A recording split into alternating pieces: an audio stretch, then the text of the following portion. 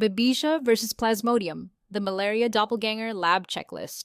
Hi everyone, today's topic is Babesia versus Plasmodium, also known as the malaria doppelganger problem.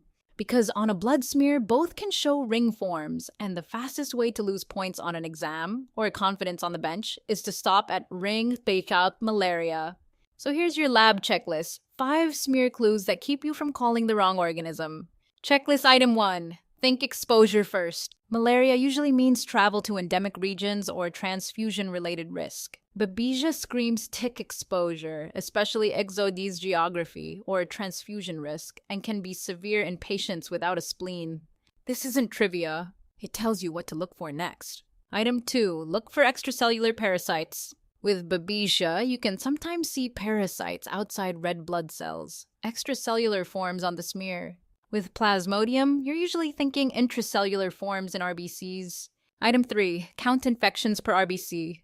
Both can have more than one ring in a single RBC, but Babesia is notorious for multiple rings per RBC, especially in higher parasitemia.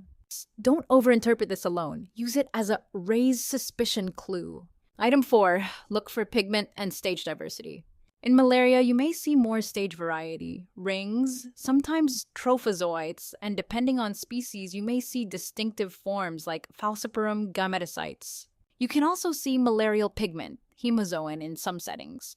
Babesia does not produce hemozoin pigment, and you won't see malaria-style developmental stages. Item 5. Hunt for the signature, the Maltese cross. If you see a Maltese cross, a tetrad of merozoites forming a cross-like pattern inside an RBC, stop everything.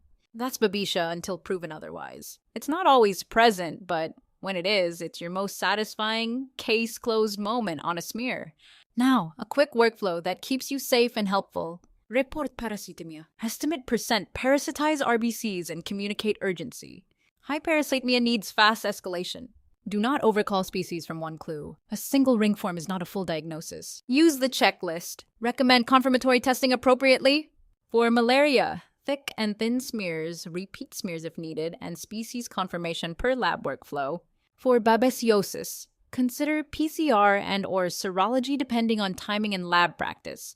Smear is great, but PCR often clinches it. And here's the take-home. Rings are a starting point, not a conclusion. Use exposure history, extracellular forms, multiple infections per RBC, pigment, stage logic, and the Maltese cross to make the right call, and to communicate results in a way that actually helps clinicians act.